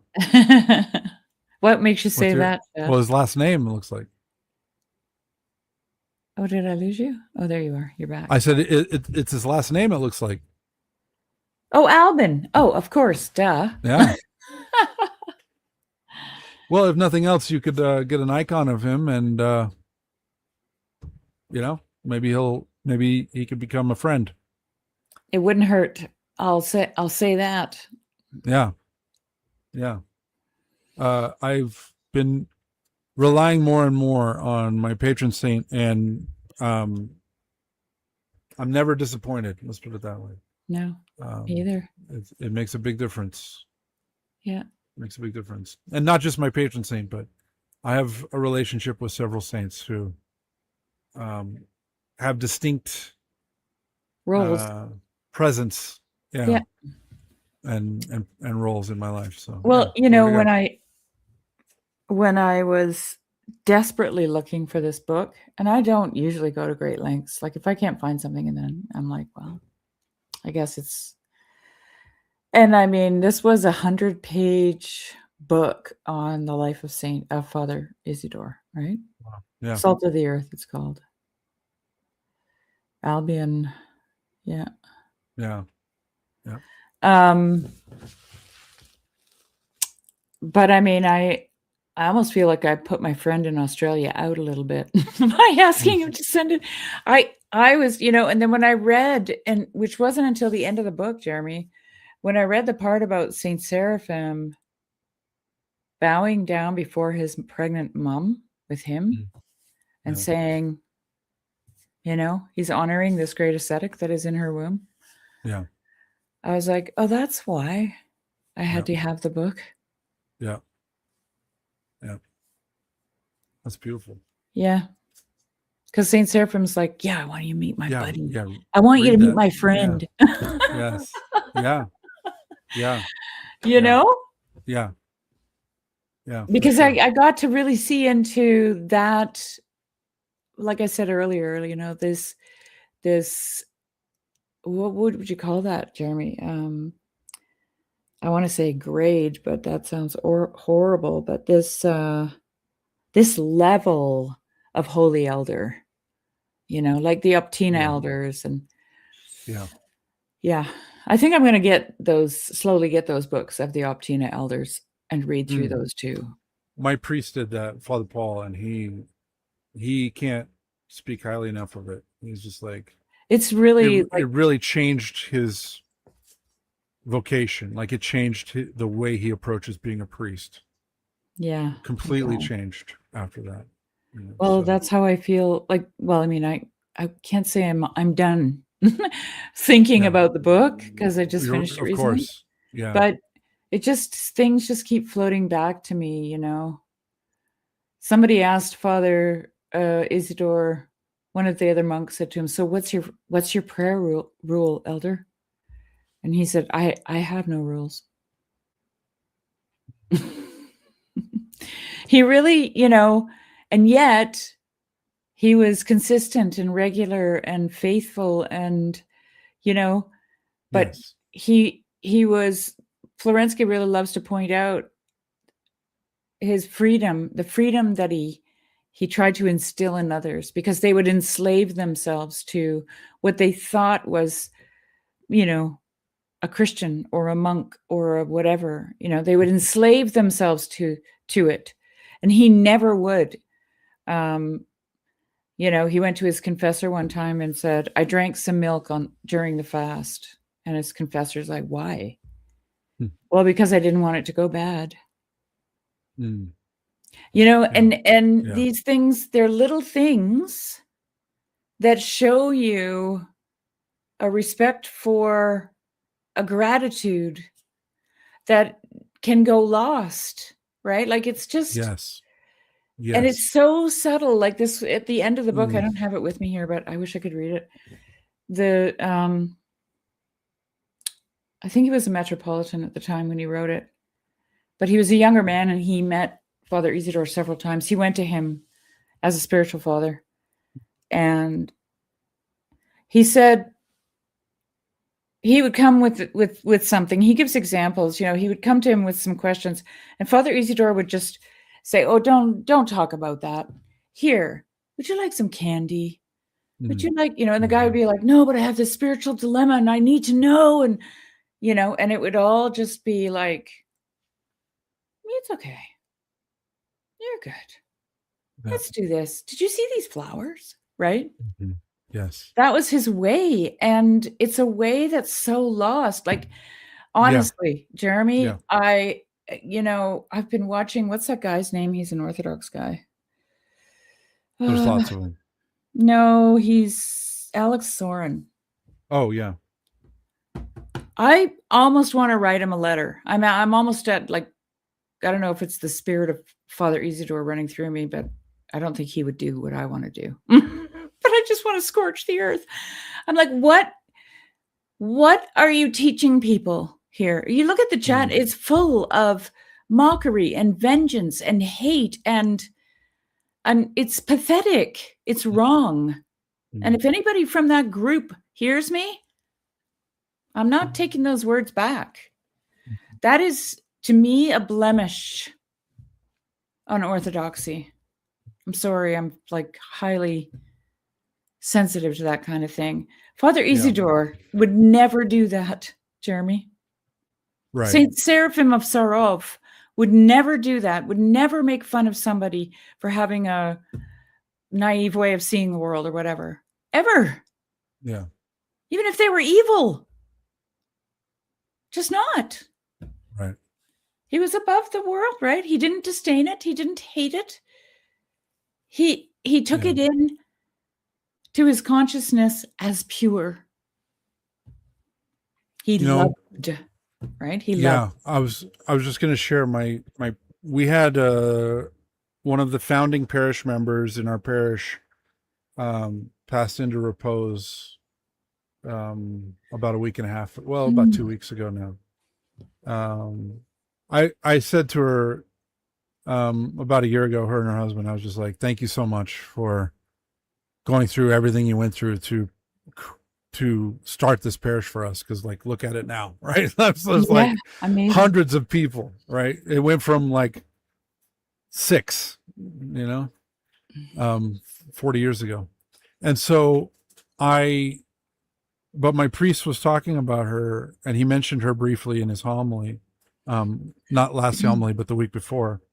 And he just said exactly what you're talking about. He said, when you meet someone who is spiritually advanced and holy, you may be surprised at how simple they seem to be.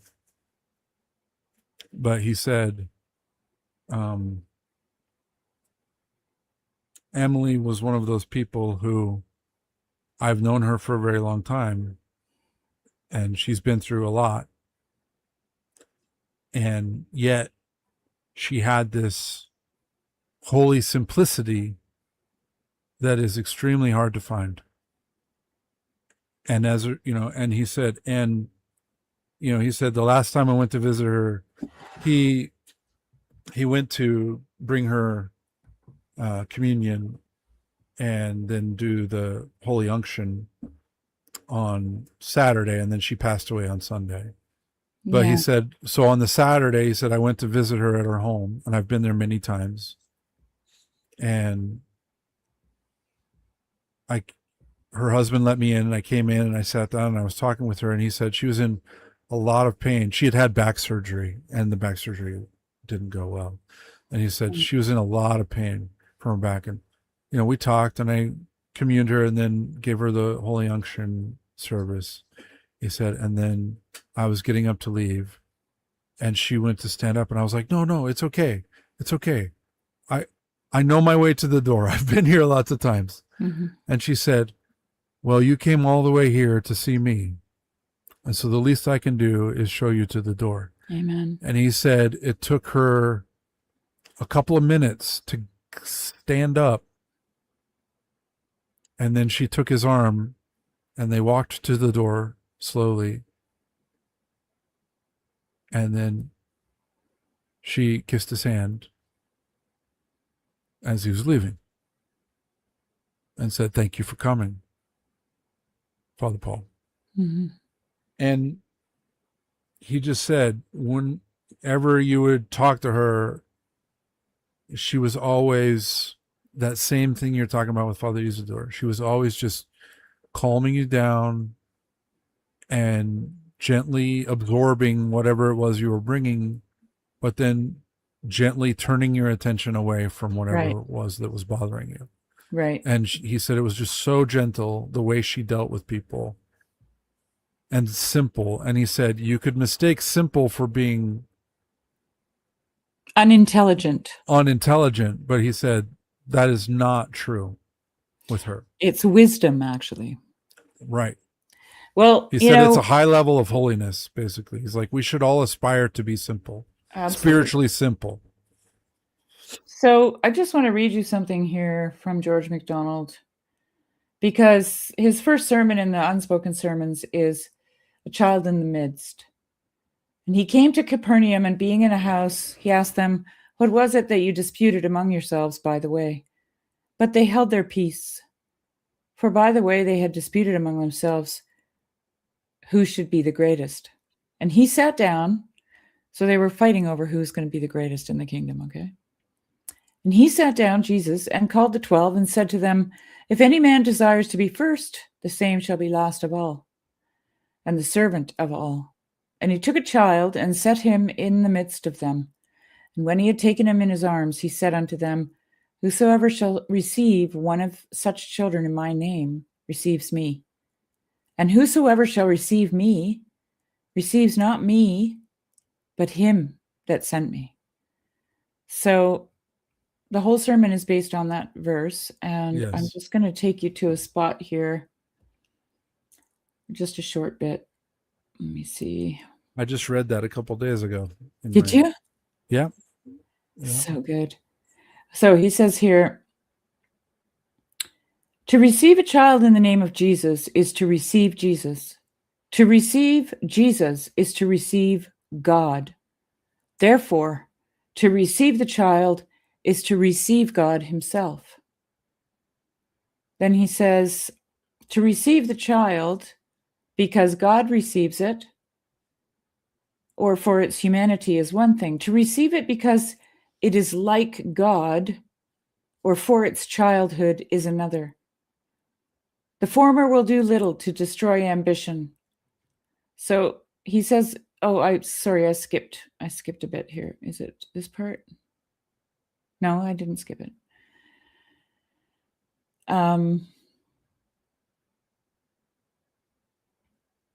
So he says, to receive the child because God receives it is one thing. To receive it because it's like God is another.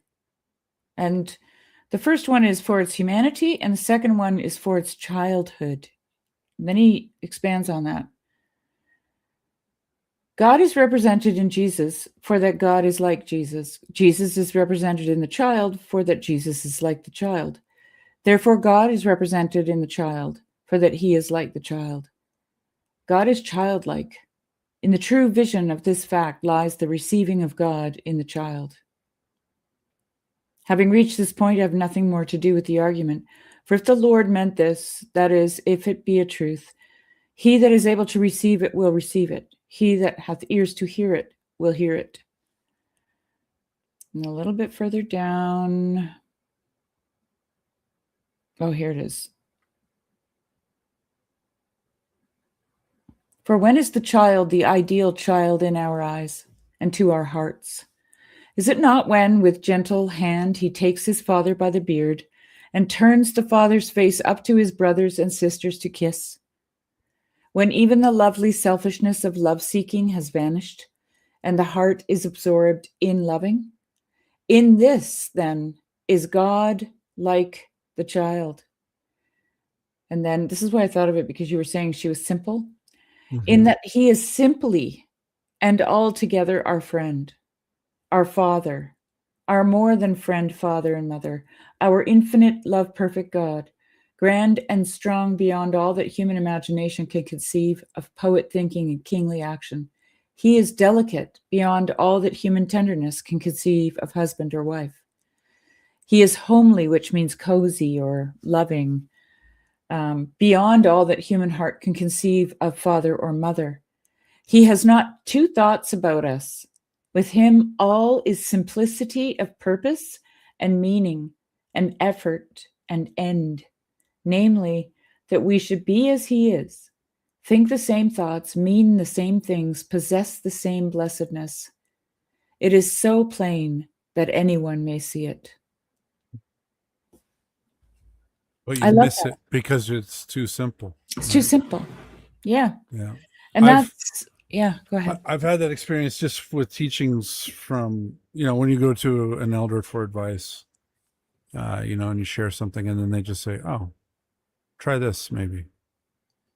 And you go, yeah. It's like, oh, well. And I read a quote somewhere. I can't remember who said it, but it basically said, if you want to wipe away all of your sins, the best way to do it is through obedience, because you're just following what your spiritual father said, right? Mm-hmm. And so I've been trying that more lately. And it's simple things, like it's just little points of advice that I've been given over the years, and whenever I would meet an elder, I would try to write down the things that stood out to me and, try to recount and I've been going over those accounts again lately and catching these little nuggets of things that I had written down that nice. Probably didn't mean as much then as they do now. And I go, oh, wow. Oh, okay. And it's like, and I'm refreshing my memory on little words of advice. And it's easy to dismiss these things. Well, this is precisely what that Metropolitan writes about in his account of how over the years, him having interactions with Father Isidore, he couldn't see how they were connected. And yet he got to a certain place in his life where every interaction what prepared him for that moment. And he talks about it as a clairvoyance on the part of Father Isidore. Father Isidore already knew where he was going to be. Yeah. And he didn't give him the whole package. Right. He gave him little steps. And Yes. they were confusing because Yes. it's eternal time. And Yes. when you're asking questions, you're asking in time right now. I Yeah. need to know Right. this right now. Can't you tell me? Right. And then you talk to someone like Father Isidore, who's clairvoyant, who lives in eternal time, and he'll say something about a candy wrapper that just doesn't seem to connect. Right. But then you get to the space and you realize, oh my God, it's all prepared me for this moment. All of it. Yeah. And It reminds me again of the it's scene from beautiful. The Stalker, that the Russian movie by Tarkovsky, Mm. where they're in the enchanted forest, right? And so there's a guy, he's a guide. They're trying to go to this building. There's this building, it's like an alien ship that's like landed on the earth, right? And the government has it all surrounded, and you're not supposed to go there. It's forbidden. But there are people who are guides who know how to take you to the building, because in the building there is a room. And if you get into the room, the desire of the deepest part of your heart, the deepest desire of the deepest part of your heart will be given to you. You'll get that. Mm-hmm. And most people don't even know what it is. They don't know, so they're going there. It's like an identity of like actually getting to the bottom of their heart, essentially. And so anyway, there's the movie's about this guy who's a guide, and he's taking these two men to this place. He knows how to get there. They paid him a large amount of money to get there. And they come out of this enchanted forest, and you can see the building. This is the first time in the movie you've seen it, and you can see it. This is right there. And so one of the guys just starts walking toward it, and the guide practically tackles him. And he was like, "No, you can't go that way." And he's like, "What are you talking about? It's right there." And he goes, Yeah. "If you go straight toward it, you will never get to it. Oh, I love that. If you go straight toward it, you'll never get there." Yeah. And that's the same story. Like it's this gentleness and this paradox and these like, this is what I've noticed with talking with holy people, is that, like you said, they see 20 steps ahead of where you are. Yeah. And they're gently just trying to encourage you. They come to where you are To give and you they're something, gently just coaxing you forward one step. but it's confusing. Like, here's the thing. Yes. Like, Right. it's because it's almost like they give you a riddle that you have to solve. And that's the whole point. Okay? Yes. Because no one can answer your questions for you. Like those existential ones. They can answer what's 2 + 2, right? But the existential questions, what should I do? Should I get married? Should I have children? Should I become a monk? Whatever. No one can answer those for you. You have to answer them for yourself. But if you're asking the question, it's already the wrong question. You're not ready. Okay. Right. So you need a riddle. Yes. You need the riddle that will confuse you and make you move in circles.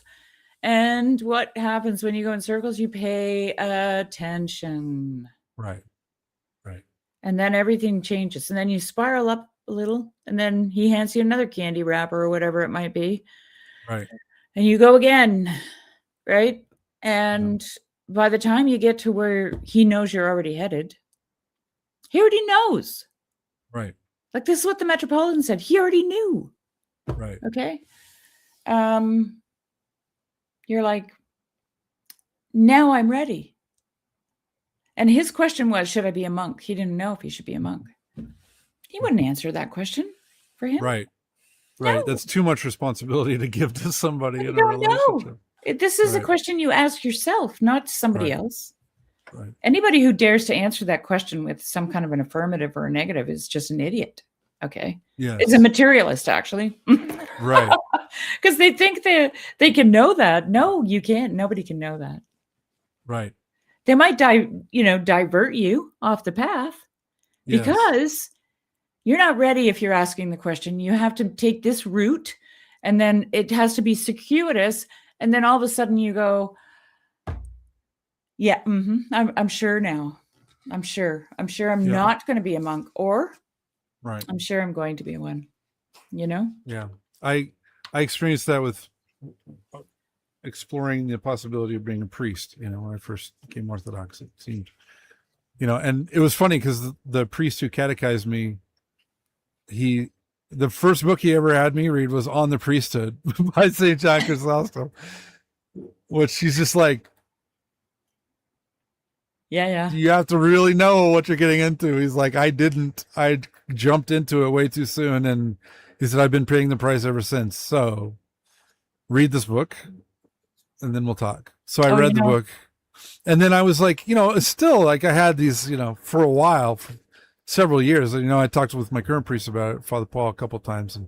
And now as I've gotten to know him and I've gotten to know his role and the role he plays and all of the baby birds who are in the nest, who every time he comes and alights on a nearby branch, and it's it doesn't matter if it's midnight or if it's 3 a.m. or like he gets these retarded, crazy, stupid texts all hours of the day and night.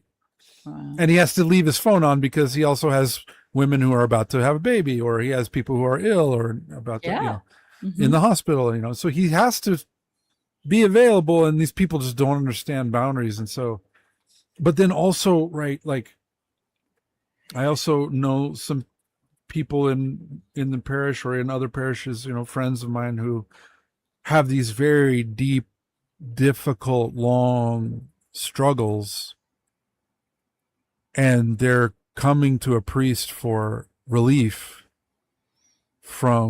and for some clarity. And like you said, if you're asking the question, then you're probably not ready for the answer. No. You gently have to like pull them. I mean, it's just such a responsibility. Well, this is the rich young There's such a weight on my priest's shoulders. I see it. I mean, it's transforming him in a beautiful, holy way as well. Oh, yeah. And I could never tell him that. I mean, but he's definitely being transformed right in front of my eyes. But at the same time, the cost is so high. Crucifixion. It's crucifixion. It is. Yeah, he's dying in front of me all the time. Yeah. And I don't know if I could do it. I don't know if I could. It's scary. I will if he asks me. Let's put it that way. Yeah. I will never ask, but I would if he asked me. Well, it's why I wouldn't hang Saint Seraphim in the woods. I knew if I hung up Saint Seraphim in the woods, and I had a place to pilgrimage, that I would never be the same person again. And for that reason, I didn't do it for like a year and a half. It sat here on the wall, like lay on the floor. Okay, not even hanging out, because I was just afraid of, it's like the devil, right? The devil, right. Yes, right. And but I'm so glad I did, and it wasn't a like overnight, like I woke up the next morning, I was a different person, right? It was just gradual and gentle. It was like circuitous, like the pilgrimage itself, actually. Yeah. When you take it like a circuitous, I would take these circuitous paths, to pilgrimage there, and I have enough property. I could make it different every time, Because if you go straight there, you'll never get there, right? Exactly. Yes. And I didn't know that. Like, I didn't see that movie, okay? Right. I just knew it. You really need to watch Stalker. I really want to watch. No, I want to talk about that movie with you. It's free. It's on YouTube. I'm gonna watch. The whole movie, and it's subtitled. It's fantastic. Well, when you're a woman and you're alone, watching a movie called Stalker is not really your favorite thing to do. Fair. Okay, fair. Watch it during the day, maybe. I'll actually post a link in the chat. It's one of my favorite films. I've watched it probably 10 times, and I catch new things all the time. I catch, it's just like layers upon layers upon layers. I just know if I go down the Tarkovsky rabbit hole, I'll probably come up at like some point 3 years down the road. Yeah, it is. It's definitely a mythical film. A Stalker is anyway. Well, and so is The Mirror is also. He said it's his most autobiographical film, but that one does all kinds of weird things with time. Where didn't he do one on Rublev too? Yes, he did one on Andrei Rublev. Love Tarkovsky films. Can't speak highly enough of it. I was enamored with film when I was younger. I wanted to be a director. I was like I've watched all of the best pictures that I can find. There's some of them that are really hard to find, but all the movies that I've watched won best picture all the way up until I've watched a few since then, but like I kind of gave up the project when Shakespeare in Love won over Saving Private Ryan. I'm sorry, this is the dumbest thing I've ever heard in my life. Like no one has Shakespeare in Love on a DVD sitting on a shelf. No one watches that film anymore.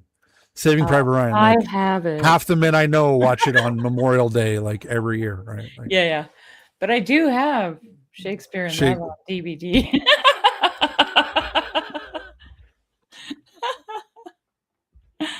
I've got it.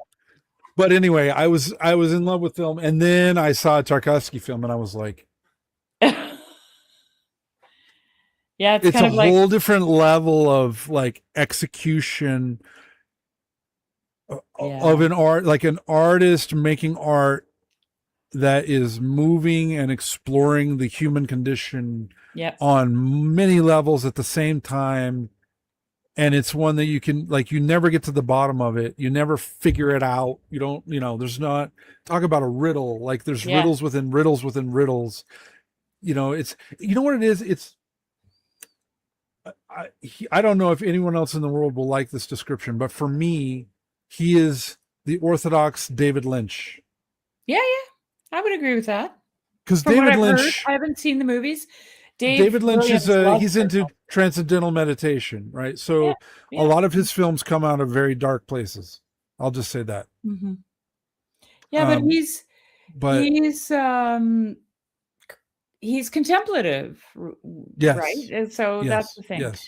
And yes, also Canadian, isn't he, David Lynch? David Lynch? That's a good question. I don't remember. He is. He died. He's no longer with us. But I used to subscribe to his channel, to his website, just so that I could watch him. He gave the weather report every day, and it was hilarious. Yeah, he did it for a while, and he was an American filmmaker. Sorry, you don't get to claim him. Oh, okay. Yeah. Well, I know. Well, maybe I'm thinking of David Cameron. He's Canadian. But David Lynch would do the weather every day. Would read the weather forecast. But he would always throw in these little tidbits and nuggets. And did you ever watch? This is really off topic, but I'm just curious. Did you ever watch Jim Jarmusch movies? No. Oh, I have a few of them in VHS. Okay. Okay. The real deal, man. One is called Smoke, as with Harvey Keitel, and I think Tom Waits is in it. Okay. I think you would love that. It's just, I don't even know what the genre is because I'm not a movie person. Really. I've got movies that I just love, like Time Bandits and Jim Jarmusch movies. There's a couple more and I can't remember the names of them.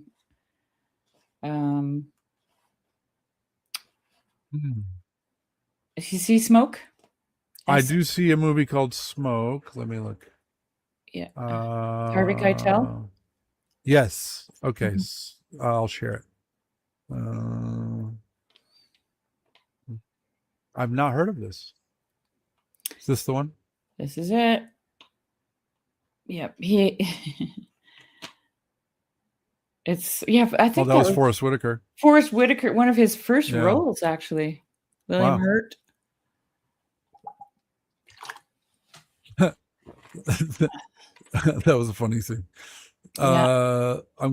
Okay. So what's the story? A Brooklyn smoke shop is the center of neighborhood activity and the stories of its customers. So wow, that is very vague. No, well, that's what it is. That's all it is. Okay. It's he owns the smoke shop. That's his ex-wife. Wears a patch on her eye. Yeah. It's on one of those old-fashioned corner stores. Oh yeah. Yeah. And that's their daughter. She's a drug addict. And there's a bell. Excuse me, there's a bell that rings when the door opens, and this is the neighborhood, and people come in, and it's randos, okay? Randos united. There you go. Yeah. Interesting. Yeah, I would watch that. That sounds interesting.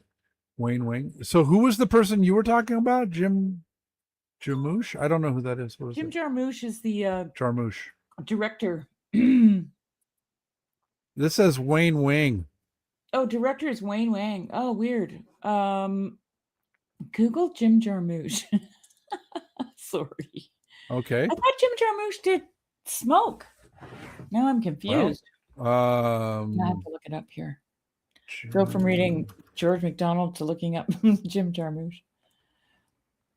Jarmusch. Yes, I see that. And his movies. Which one am I thinking of? Maybe it's a different Harvey Keitel. Oh, Coffee and Cigarettes. That's why. Oh, that's okay. the Jim Jarmusch movie. That's also really good. Check that. Put that up on the screen. Okay, hold on. I'm pulling it up.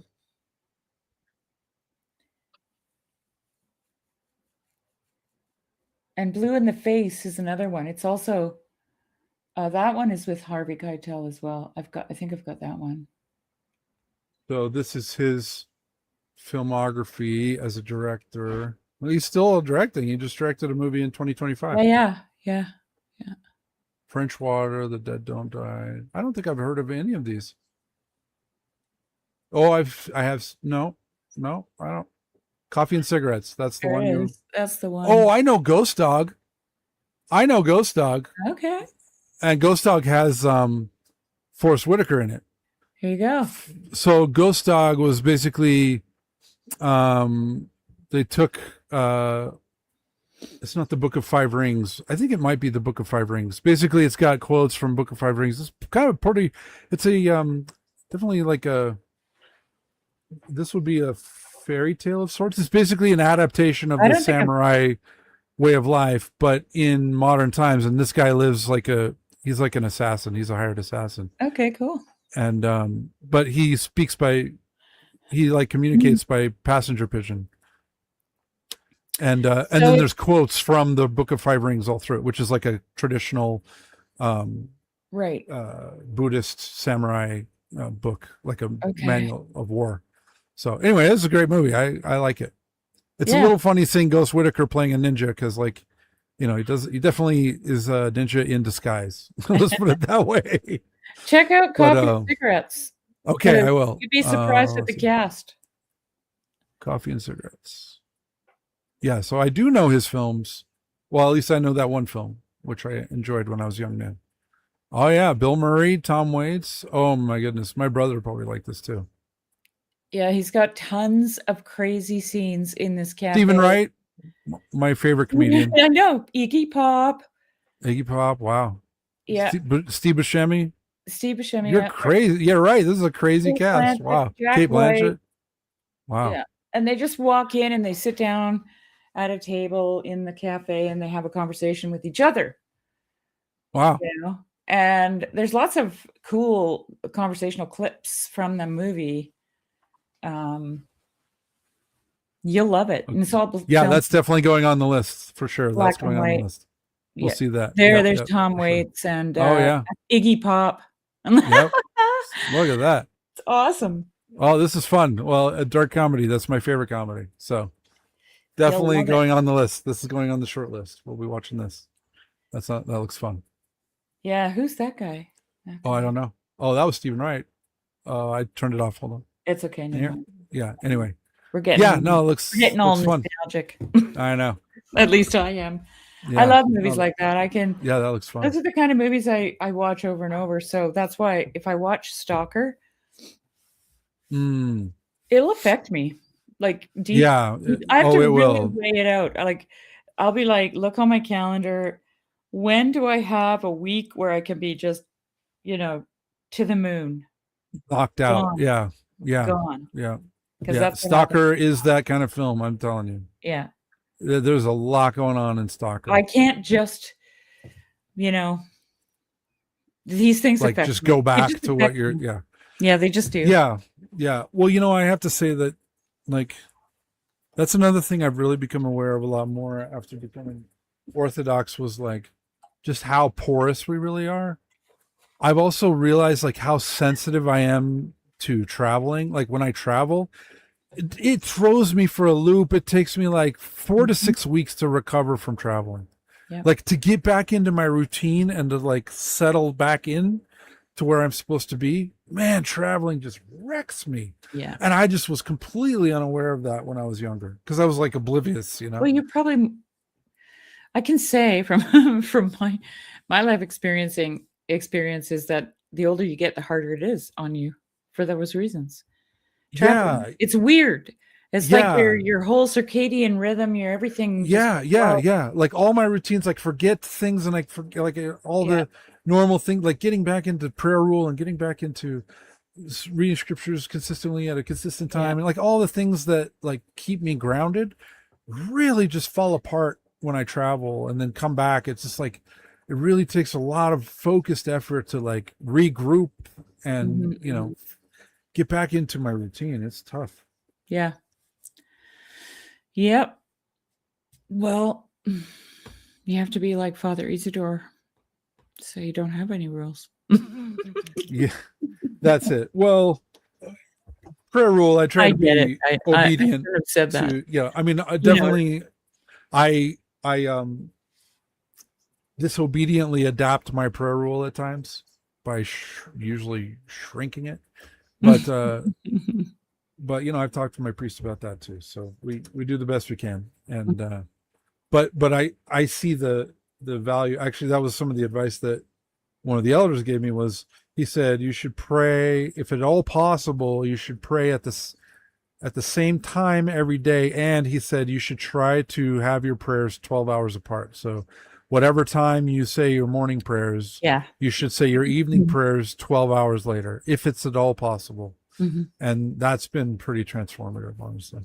Because it's like, it's just, there's a I rhythm really to it. love There's that something prayer that of you're, Father Isidore that you read, that I sent you. yeah, that prayer is really beautiful. I'm definitely going to add that to the repertoire. Yeah. So like the prayer rule, for the way my priest describes it, is like kind of the bare minimum. He's like, you can always, he's like, if you want to consistently add something, you should run it past me. But like, if you're just like during the day, you're like, oh, I want to read an akathist today, or I want to say this prayer from Father Isidore, he's like, that's fine. Like, Yeah. I don't need to approve that. But he's like, but if you want to like expand your prayer rule and you want to go, you want to add this or that, he's like, don't do that without talking to me. Yeah, no, for sure. You don't want to start. And he said, and if you need to change it every once in a while, talk to me about that. We can change it up. Yeah. It's like sometimes you need to get knocked out of the routine sometimes. So you Well, honestly, like be present again, Right. Having read the story of Father Isidore, I feel connected to him now. And he is up for canonization. I don't think he's been canonized yet. But they mention it. The brothers, the St. Herman of Alaska publisher mentions it. But yeah, I like when I get to know a saint, which I think I can say he is, I like to commune together in the company of them, right? Yeah. So it's always good. I like to, I like it when my cloud of witnesses gets bigger. Yes. When you recognize more of the faces. Yes. You're like, oh, I know you now. Yeah. Exactly. It's beautiful. We've been doing 2 hours. That's good for me, Jeremy. That's the limit of our audience's patience. And bedtime. Thank you all for coming. If you like our show, like and subscribe, tell your friends. We're grateful you come. Whether you're listening to us live, we're so glad you're here. We love the live audience. If you're listening to us later because you're not in a convenient time slot with us, then we're grateful that you join us after the fact. I'm still dedicated to this ministry. I'm still dedicated to sharing the lives of the saints with you all, and we're grateful that you come and join us each week. We'll go as long as God wills. As long as we still have saints that we No, we'll never run out of them. No, the lives of the saints. Yeah, no, exactly. We'll keep going as long as we have the blessing of God and our priests to do so. So Yeah. thank And you all for thank you being all. with us. And I don't like to beg for. I'm not begging for recognition, but it helps out if you leave some comments, like Yeah. as far as I understand, with the algorithm, so that we can push our little podcast out there. So leave us a comment and just say hi. You don't have to say anything spectacular if you don't want to. But just for the sake of moving us around. I don't know how YouTube works, but I've heard, comments are helpful. So Yep.